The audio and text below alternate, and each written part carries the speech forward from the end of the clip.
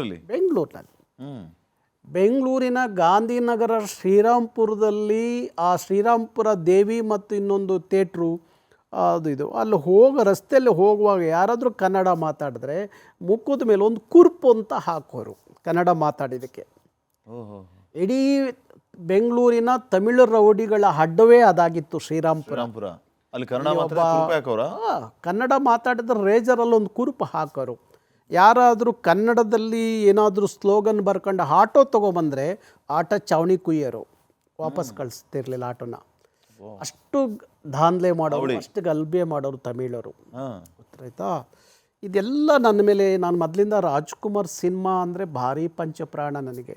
ರಾಜ್ಕುಮಾರ್, ಕುವೆಂಪು ಪದ್ಯಗಳು ಅಂದರೆ ಭಾರಿ ನನಗೆ ಇಷ್ಟ. ಆಗ್ಲಿಂದಲೂ ನನಗೆ ಕನ್ನಡದ ಕಾಳಜಿ ಇತ್ತು. ಹಾಗೆ ಬಂದೆ ಬೆಂಗಳೂರಿಗೆ. ಬಂದೆ, ನನ್ನ ಸಂಬಂಧಿಕರ ಮನೇಲಿ ಇಲ್ಲಿ ಹುಡುಕೊಂಡೆ. ಯಾಕೋ ಅವ್ರ ಮನೆಯಲ್ಲಿ ನನಗೆ ಸರಿ ಅನ್ನಿಸ್ಲಿಲ್ಲ, ಬೇಡ ಅಂಥೇಳಿ ಇಲ್ಲಿ ಮಡಿವಾಳದ ಹತ್ರ ಇಲ್ಲೊಂದು ಕೆಲಸಕ್ಕೆ ಸೇರಿಕೊಂಡೆ. ಇಲ್ಲಿ ಮಹೇಂದ್ರ ಹಂಡ್ ಕಂಪ್ನಿ ಅಂತ ಒಂದು ಕಂಪ್ನಿ ಇತ್ತು, ಈ ಸ್ಟೇಷನರಿ ಸಪ್ಲೈ ಮಾಡುವಂಥ ಒಂದು ದೊಡ್ಡ ಹೋಲ್ಸೇಲ್ ಇದು. ಅವಿನಿ ರಸ್ತೆಯ ಸಿಟಿ ಸ್ಟೇಟಲ್ಲಿ ಕೆಲಸಕ್ಕೆ ಸೇರಿಕೊಂಡು ಒಂದು 20-21 ವರ್ಷ ನಾವಾಗ ಬೆಂಗಳೂರಿಗೆ ಬಂದಾಗ ಅಷ್ಟೇ ಯುವಕ. ಹೌದು. ಆಗ ನಮ್ಮ ತಾಯಿ ಗೊತ್ತಾಯಿತು. ನಮ್ಮ ತಾಯಿ ಗೊತ್ತಾದ ಮೇಲೆ ನಮ್ಮ ತಾಯಿ ಬಂದರು, ಊರಿಂದ ಬಂದು ನಾನು ಅವ್ರ ಮನೇಲಿದ್ದಾಗ ಮಾತಾಡಿಸಿ ಅವ್ರು ಕರ್ಕೊಂಡೋಗಿ ಹೋಟ್ಲಲ್ಲಿ ತಿಂಡಿ ಮಾಡಿಸುವಾಗ ಒಂದು ಮಾತು ಹೇಳಿದ್ರು, ಯಾವ ಸಂಬಂಧಿಕರ ಮನೇಲಿ ಇರಬೇಡ ನೀನು ಬೇಕಾದ್ರೆ ಎಲ್ಲಾದರೂ ಬೀದಿಲಿ ಬೇಕಾದ್ರೆ ಕೂತ್ಕೊಂಡು ಚಪ್ಪಲಿ ಹೊಲಿ, ಚಿಂತೆ ಇಲ್ಲ, ಯಾರ ಮನೇಲೂ ಇರಬಾರ್ದು ನೀನು ಅಂತ ಹೇಳಿ ಅವರು ಕೊರಳಲ್ಲಿದ್ದಂಥ ಒಂದು ಕಾಸಿನ ಸರ, ನಮ್ಮ ಅಜ್ಜಿ ಕೊಟ್ಟಂಥ ಕಾಸಿನ ಸರ, ಅದನ್ನು ಆಗ ಭಾರಿ ದೊಡ್ಡ ಚಿನ್ನದ ಸರ ಅದು. ಅಲ್ಲಿ 70,000 ರೂಪಾಯಿಗೆ ಮಾರಿಬಿಟ್ಟು ಸ್ಟೇಟಲ್ಲಿ ಚೌಡೇಶ್ವರಿ ಟೆಂಪಲ್ ಸ್ಟೇಟ್ ಅಲ್ಲಿ ಮಾರಿ ನನಗೆ 70,000 ರೂಪಾಯಿ ಕೊಟ್ಟರು. ಮಗನೇ ಇದರಲ್ಲೇ ಬದುಕಿ ನೀನು ಚೆನ್ನಾಗಿ ಆದಾಗ ಊರಿಗೆ ಬಾ, ಅಲ್ಲಿವರೆಗೂ ಬರಬೇಡ ಊರಿಗೆ ಅಂಥೇಳಿ. ಯಾಕೆಂದರೆ ನಾನು ತುಂಬ ಏಟು ತಿಂದಿದ್ದೀನಿ ನಮ್ಮಪ್ಪನ ಕೈಲಿ. ನಮ್ಮಲ್ಲಿ ಈಗ ದನ ಎಮ್ಮೆ ಮೇಯ್ಸೋಕ್ಕೆ ಕಳಿಸೋರು ಭಾನುವಾರ ಶನಿವಾರ. ನಾವು ನಮ್ಮೂರಲ್ಲೊಂದು ಶಾನ್ಭೋಗ್ರು ತೋಟ ಇತ್ತು. ಆ ಶಾನ್ಭೋಗ್ರು ತೋಟದಲ್ಲಿ ಎಮ್ಮೆ ಮೇಯ್ಸೋಕ್ಕೆ ಅಂತ ಹೋದಾಗ ನಮಗೆ ಆ ಟೈಮಲ್ಲೆಲ್ಲ ಏನಿತ್ತು, 2 ಟೈಮ್ ಊಟ. ಬೆಳಗ್ಗೆ 9 ಮುದ್ದೆ, ಅನ್ನ ಮಾಡ್ತಿದ್ದು ಅಪರೂಪಕ್ಕೆ ಒಂದು ವಾರಕ್ಕೊಂದ್ಸಲ ಅನ್ನ ಕೊಡೋ, ಶನಿವಾರ ಅಂತ ಅನ್ನ ಕೊಡೋರು, ಅಥವಾ ಹಬ್ಬದ ಟೈಮಲ್ಲಿ ಅನ್ನ ಮಾಡೋರು. ನಮ್ಮಲ್ಲಿ ಅದೊಂದು ಗಾದಿನೇ ಇತ್ತು, ಹೊಟ್ಟೆ ತುಂಬ ಮುದ್ದೆ ಬಾಯಿ ತುಂಬ ಅನ್ನ ಅಂತ. ಹಾಗಾಗಿ ಮಧ್ಯ 9 ಮುದ್ದೆ ಸಾರು ಬಿಟ್ಟರೆ ಎಂಥದ್ದು ಇಲ್ಲ. ಮತ್ತು ರಾತ್ರಿ 8 ಗಂಟೆಗೆ ಊಟ. ಮಧ್ಯಾಹ್ನ ಹಿಂಗೆ ಎಮ್ಮೆ ಮೇಯಿಸ್ತಾ ಇದ್ದೆ, ಅವ್ರ ತೋಟದಿಂದ ಒಂದು ತೆಂಗಿನಕಾಯಿ ಒಣಗಿದ್ದು ಕೆಳಗಡೆ ಬಿತ್ತು. ಅದನ್ನು ಹೊಡೆದು ತಿಂದುಬಿಟ್ಟೆ.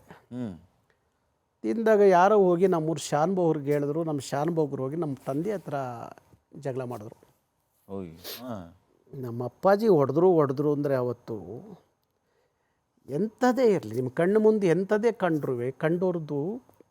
ಕಂಡೋರ ಆಸ್ತಿ ಪಾಷಾಣಕ್ಕೆ ಸಮಾನ, ಅಂದರೆ ವಿಷಕ್ಕೆ ಸಮಾನ ಅಂತ ಹೇಳೋರು ನಮ್ಮ ಅಪ್ಪಾಜಿ. ಮುಟ್ಟಬಾರ್ದು ಮಗನೇ ಅಂತ ಸಿಕ್ಕಾಪಟ್ಟೆ ಹೊಡೆದು ಇದು ಮಾಡಿದರು. ಹಾಗಾಗಿ ನನಗೆ ನಮ್ಮಮ್ಮ ಯಾವಾಗಲೂ ಹೇಳೋರು, ನಿಮ್ಮ ಅಪ್ಪಾಜಿಗೆ ಆಗಾಗ ಬಂದು ಅವ್ರಿವ್ರು ದೂರ ಹೇಳಾರಲ್ಲಪ್ಪ ನೀನು ಮಾಡೋ ಈ ಕೆಲಸಕ್ಕೆ. ಅವರೆಲ್ಲ ಒಂದು ದಿವಸ ನಿನ್ನ ನಾರಾಯಣಗೌಡ್ರ ಮಗ ಹೇಗಿದ್ದಾನೆ ನೋಡಬೇಕು ಅಂತ ನೋಡೋಕ್ಕೆ ಬರಬೇಕು ನಮ್ಮ ಮನೆಗೆ, ಹಂಗಾಗೋವರೆಗೂ ಬರಬೇಡ ಮಗನೇ ಅಂತ ಹೇಳಿ 70,000 ಕೊಟ್ಬಿಟ್ಟು ಹೋದರು. ಆಗ ನಾನು ಸೈಕಲ್ಲು, ಈ ಡಬಲ್ ಕ್ಯಾರಿಯರ್ ಅಂತ ಸೈಕಲ್ಲು ತಗೊಂಡು ಸ್ಟೇಷನರಿನ, ನಾನು ಅಲ್ಲಿ ಕೆಲಸ ಬಿಟ್ಟೆ, ಸ್ಟೇಷನರಿ ತೊಗೊಳ್ಳೋದು, ಅಲ್ಲೇ ನನಗೆ ಪರಿಚಯ ಆಗಿದ್ದರೆ ಹೆಂಗಾದ್ರೂ ತೊಗೊಳ್ಳೋದು, ಇಡೀ ಬೆಂಗಳೂರು ಸುತ್ತೋದು, ಸೈಕಲ್ ಹೊಡೆಯೋದು ಎಲ್ಲ ಹೋಲ್ಸೇಲ್ ತೊಗೊಂಡು ರೀಟೇಲ್ ರೈಟಿಗೆ. ನಿಮ್ಮ ತಾಯಿಯವರು 70,000 ಕೊಟ್ಟ ಮೇಲೆ ನೀವು ಮಹೀಂದ್ರ ಇಟ್ಬಿಟ್ಟೆ. ಸ್ಟಾರ್ಟ್ ಮಾಡಿದೆ. ಚೆನ್ನಾಗಿ ಸಂಪಾದನೆ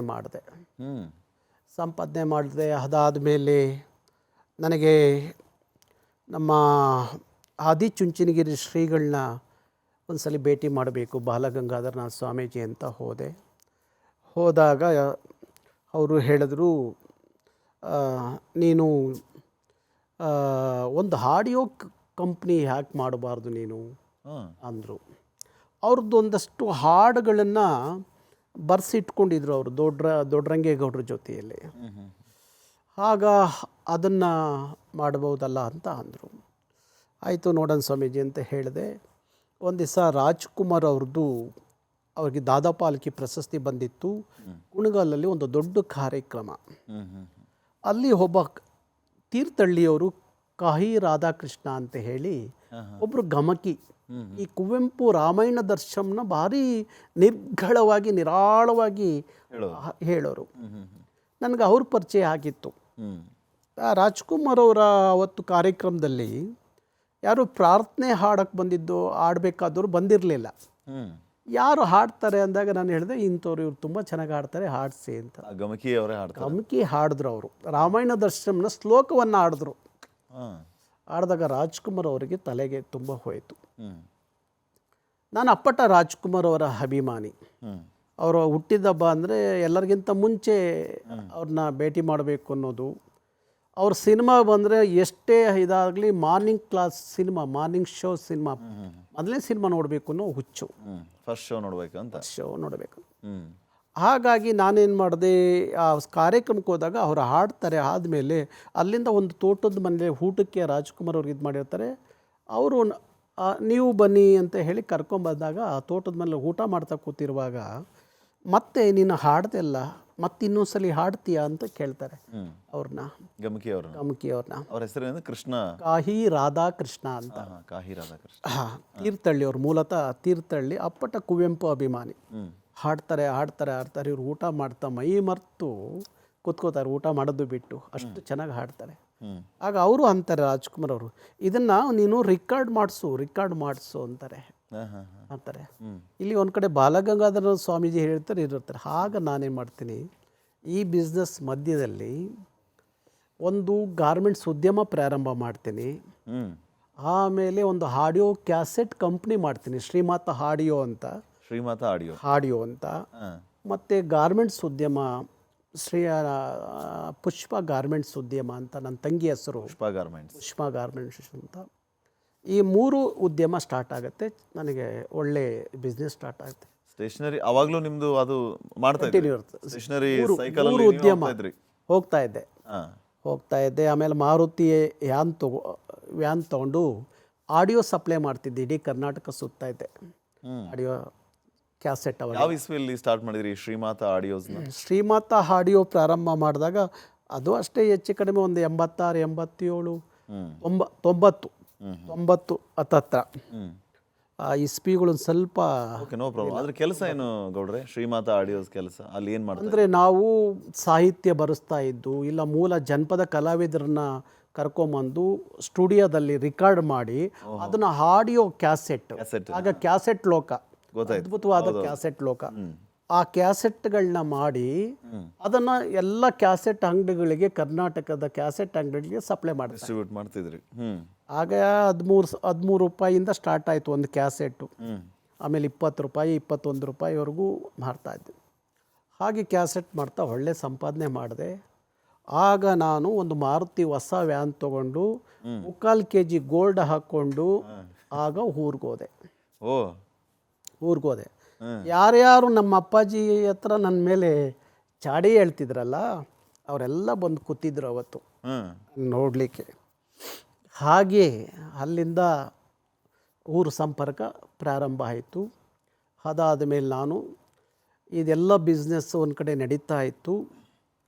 ಒಂದಷ್ಟು ಸಂಪಾದನೆ ಮಾಡಿದೆ.